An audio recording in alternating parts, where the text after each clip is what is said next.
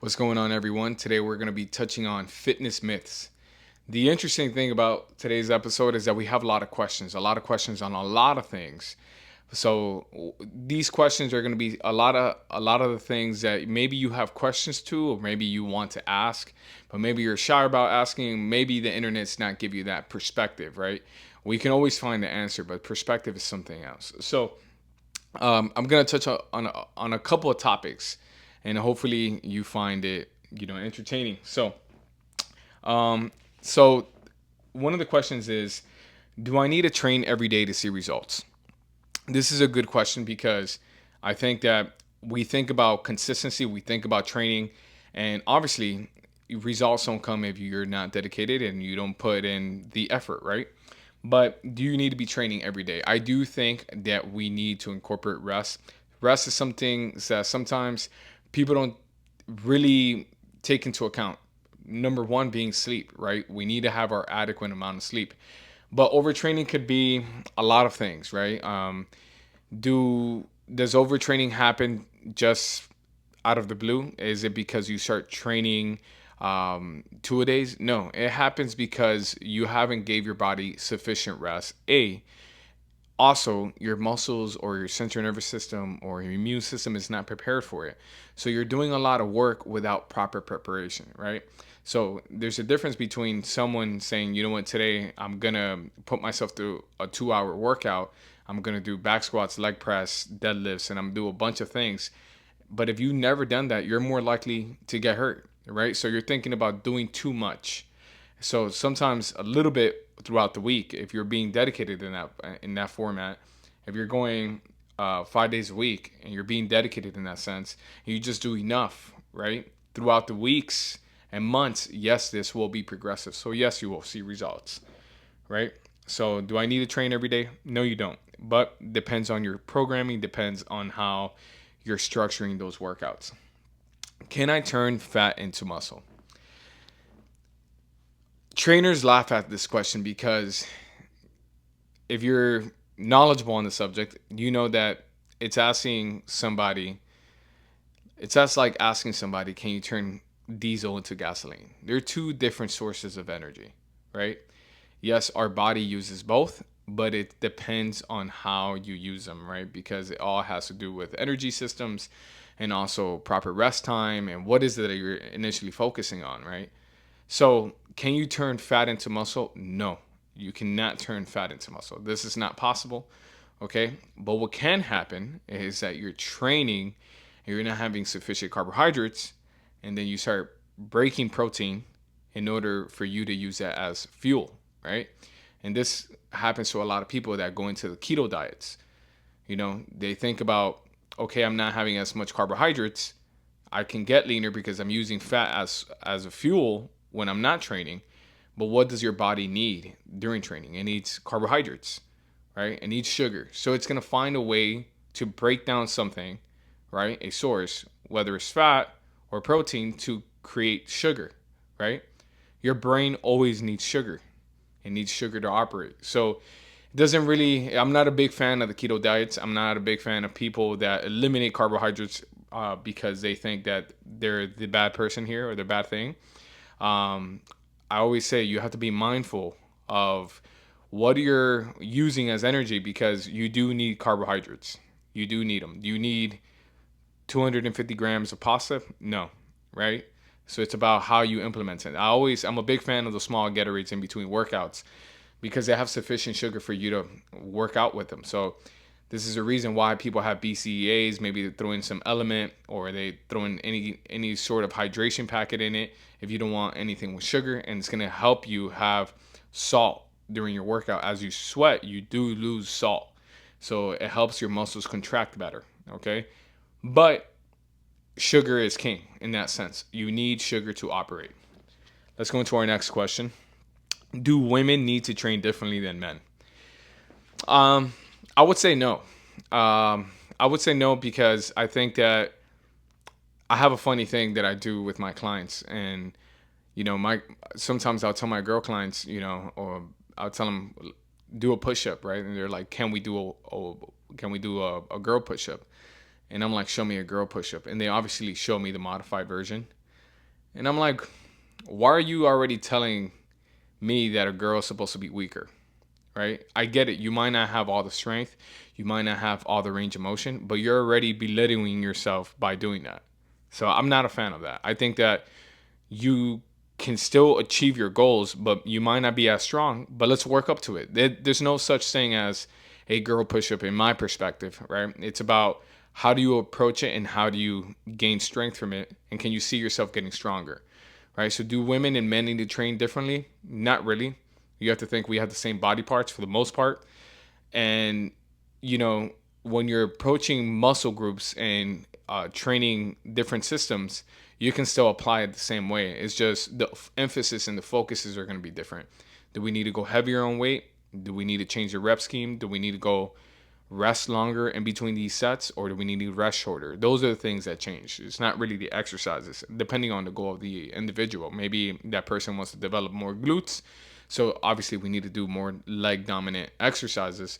But throughout the week, you can always incorporate different styles and different ways to target certain things. So you definitely need to target those muscle groups way often, right? You need to do them more frequently. So you can't just back squat once a week, right? If you're talking about hypertrophy, you can't just do a hip thrust just once a week.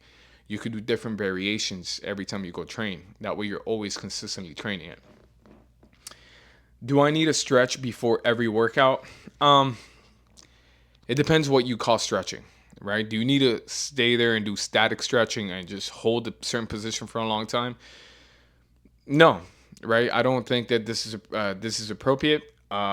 But again, if you have a routine and your warm up is part of warming up, and it takes 15 to 20 minutes if you have the time, and that's part of your routine, I wouldn't also tell you that no, that's wrong. I think that if it makes your body feel good and it makes you feel prepared, then stretch. You know, a lot of people have backgrounds in different sports, and maybe you do those kind of sport warm ups in order for you to start your training session, and you feel good doing that. I don't see the problem with that. So I don't think stretching before a workout is bad, but I think that if you stretch and you're not properly warmed up, you can definitely pull something. Also, too, research has shown that if you stretch for long periods of time prior to warm up, prior to your workout, you actually decrease power, right? So you have to be smart about how you implement it. So I always say, when you first start training, your warm ups are longer, your workouts are shorter, and the more often you train, then your workouts will be as long as they need to be, right? So then your warm ups will have to be so extensive. But throughout the week, if you find yourself feeling more tighter than usual, or you feel the like your body's asking you for a little bit more flexibility, then spend more time stretching, right? Spend your time maybe stretching after a workout. I'm a big fan of stretching after a conditioning workout, maybe doing cardio. Your muscles are warmed up, your body temperature is warmed up. So this is appropriate. This is a great time to implement it into your programming. Um, this is a good one. Can I out train a bad diet? Uh, it's a tricky question, and the reason why I say a tricky question, because the initial answer is no. You can out train a bad diet. But where I've seen it is in running, or long endurance training, maybe cycling. I've seen people that focus on this type of training. They often can eat a lot more. Even people that train 2 or 3 times a day, they can eat a lot more. And sometimes they can sneak in something that, would be considered bad.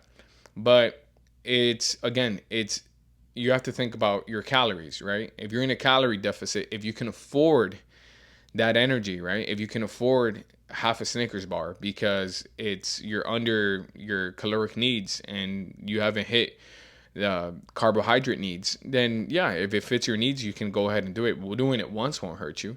Now, doing it several times throughout the week, this can become an issue.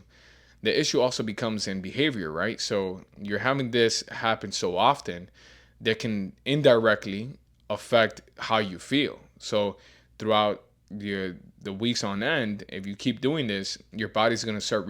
You have to think about today's fuel is tomorrow's energy, right? So depending on how you receive that food and how your body reacts to that food, then you have those consequences. So you have to think about long term.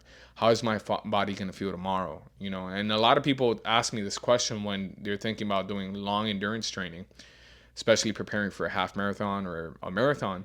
And they tell me, you know, I like to have pizza the day before as my primary um, carbohydrate intake before tomorrow, where tomorrow is going to be my long run. But I tell them, yeah, your body's going to use that source of fuel, but are you going to feel great? Right? Is that you have to think that that pizza might sit heavy tomorrow. So you might not want to have something that's going to make you feel lethargic. So you have to take that into consideration. Um, will I lose all my progress if I take a week off or 2 weeks? So in training, in strength conditioning, we talk about detraining. Detraining is a real thing because when you're training, when you train it, whatever you're really emphasizing on training, your body creates adaptations, and without proper stress, these adaptations leave. So, for example, sprinters and people that train for speed, speed is something you got to train very consistently. It's something that you need to train every 5 days to 3 days, because if you don't train it, you lose the speed factor to it, right? You don't have to train speed all the way in terms of intensity, but you have to train that portion because you lose it. So, in that sense, if you don't train it, you lose it. But things like things like muscle endurance, these are things that typically last maybe from 2 weeks to a month, right? So yeah, you could take a week off, and sometimes I say taking that week off is the best thing you could have done because you've been so consistent. You have to think that your body needs a rest too, and keeping that rest into your programming. And a lot of people like to, you know, sometimes program this into their training, and they call it a deload week. But I like to say your life has a way of deloading you, right? You might have had a crazy week, and that crazy week where you have the crazy schedule, is it important to train? Maybe not, right? So that week, maybe focus on eating cleaner. So if you have that crazy week coming up, you know you have something to study for, you know you have something, you have deadlines, you have stuff with work, you have to travel. Is it worth to get that session in before you go? I don't think so. I say let your body recover and let your body start fresh from where it needs to. You're better training when you're fresh than training on 20% of energy, right? So it's almost like people that train in the afternoons. Training in the afternoons is great, but you have to think about what kind of energy do you have? Do you think it's smart to go into the gym and really focus on strength training? Your body's been up all day. Have you had a nap? Have you had something to make you feel back to 80, right? So you're not fresh in that sense. So, good questions. I really like these questions. Um, should I drink a protein immediately after my workout? I say the more protein, the better.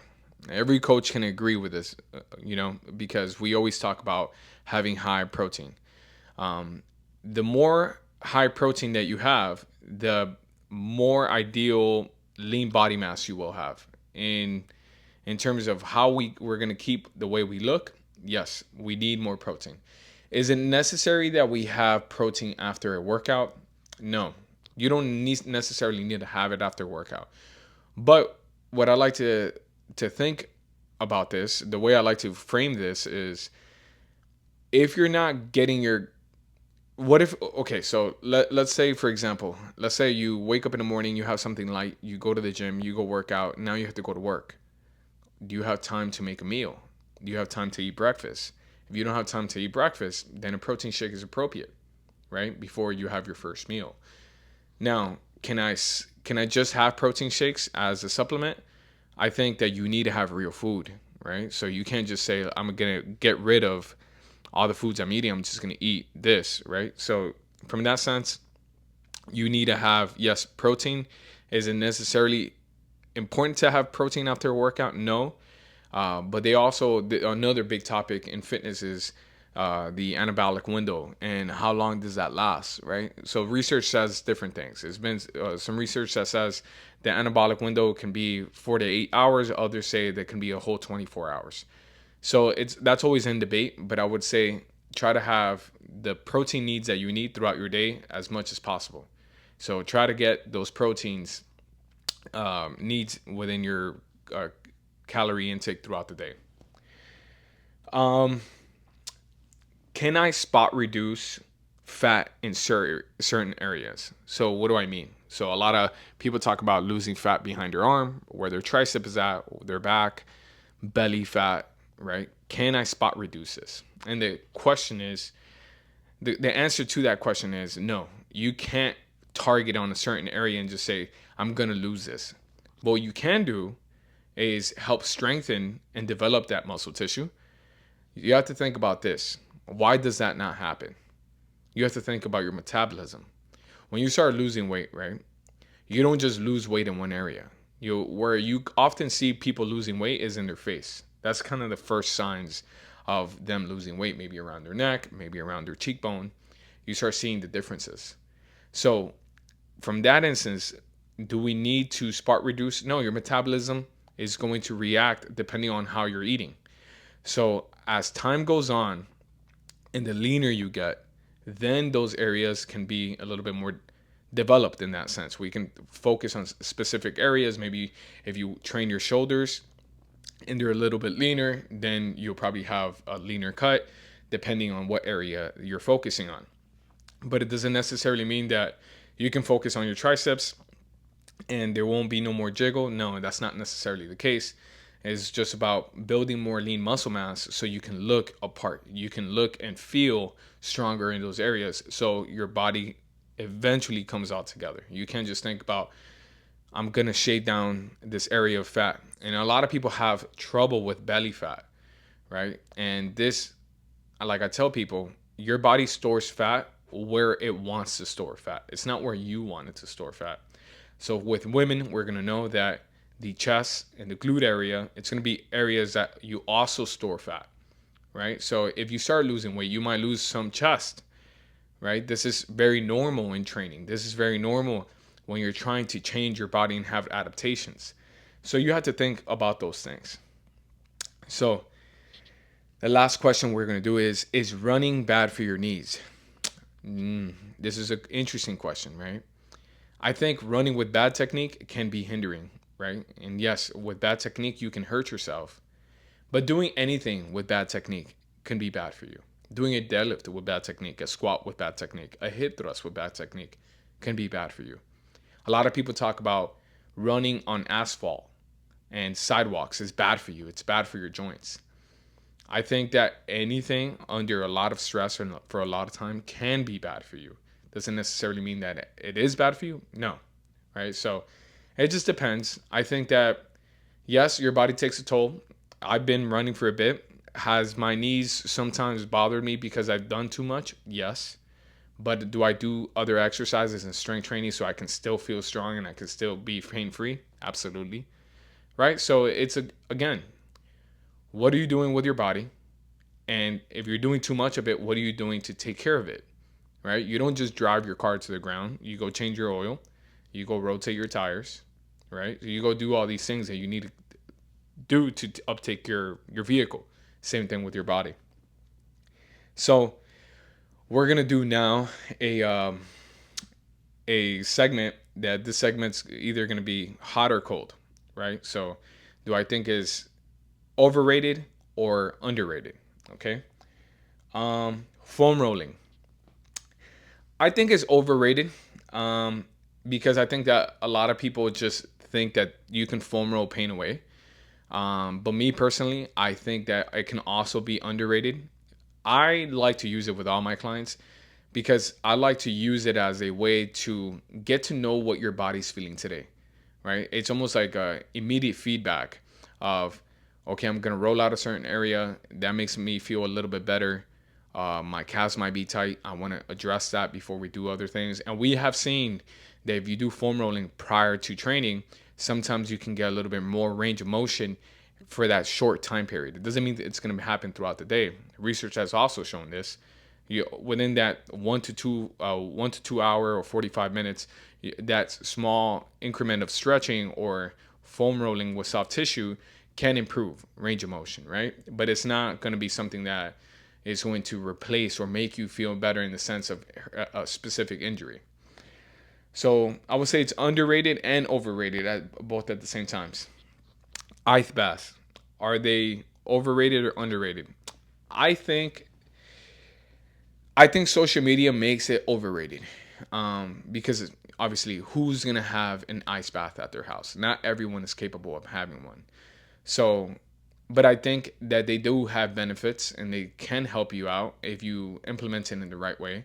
Research does show that if you do it prior to lift, you can have benefits from that. Also, after lifting, it can help with recovery, right? But we also know that it can also hinder training, right? So doing this before possibly going to go run, you might not feel as great, right? So it all depends on how you structure it and how you go about putting this into your routine. If it's not something from your routine, it could be overrated in that sense. You might not feel the benefits of that. But I do think that there is a psychological factor of being not only in the water, being able to withstand that kind of pain threshold, but I do love the relief and the ability to feel your blood just pour back into your body after having that vasoconstriction, right? Sitting in that water and then you feel that warm feeling after having that vasoconstriction to vasodilation. I think that's also awesome too. I think that that can definitely help indirectly with certain areas that you might feel pain in or you might feel tightness. Pre-workouts, are they overrated or underrated? I think pre-workouts are sometimes, man, I think I always stand on the fence of overrated or underrated on both. I think that caffeine is great if you like to have caffeine. If you don't like to have caffeine prior to workout and it keeps your heart rate way too high, don't have it. I think that some people need it, some people don't. I think sometimes you overdo it. If you had caffeine in the morning, you go have caffeine right before your workout. Maybe that's too much caffeine. Typically, they tell you not to have more than 400 milligrams, which is 2 shots of coffee. So, yeah, if you're having a shot of coffee and then another shot, and then you have a Celsius on the way to the gym, it might not be the smartest move, right? So, maybe some coffee before you go, maybe not a lot of coffee, anything under 200. And you go train, you might feel great. So it just depends on how you feel. Um, Weightlifting belts, are they overrated or underrated? I think they're overrated. This one I stand still on. The reason why is because I think that good, if you can't lift with good technique throughout a movement, you shouldn't be doing that movement, or you shouldn't be doing that load. What often happens is that people use the belt to create that intra-abdominal pressure, and yes, it can help in terms of creating more stability to the spine. But if you don't have the proper breathing techniques, then you're kind of hindering in that sense. So I'm just saying, I think that you need to practice more lifts with better technique opposed to focusing just on getting your strength up by utilizing the belt to get your numbers up. I don't think it's worth the risk, right? So it just depends on that. The last one, and guys, I'm not taking a shot at anybody. The last one is CrossFit. Is it overrated or underrated? Um, I think it's both. I think it's both. I think that I wouldn't even throw High Rocks in there. I think it's both. I think it's great that people are practicing Olympic movements. I love Olympic movements. I think that they have a lot of benefits. I think they're fun. I think it's something that's very athletic. But I also think that if you're programming it in a sense that doesn't really make sense and you're programming it for conditioning, it can be very dangerous because you're not supposed to be doing 5 snatches with relatively heavy weight and then going to run 200 meters and going doing it again. I think that could be dangerous. Now, I'd be a hypocrite if I'd say that I don't myself throw myself in those sort of workouts sometimes. I like to challenge myself. I think they are challenging, but do I think that everyone needs to do it? No, I think you need to have a lot of practice with it. So again, this kind of goes back to the overtraining portion. If your body's not prepared for something, it can be very dangerous. So with There's a lot of great CrossFit coaches that implement this style of training into the workouts, more Tabata style, and they have great success and they don't have a lot of injuries. But there's also a lot of coaches that do, because they don't implement it with the right thinking in mind in terms of programming. A lot of people can get hurt, but that goes to everything. If you don't program correctly for the individual, and the person is doing more than what they should be doing, then it could be dangerous.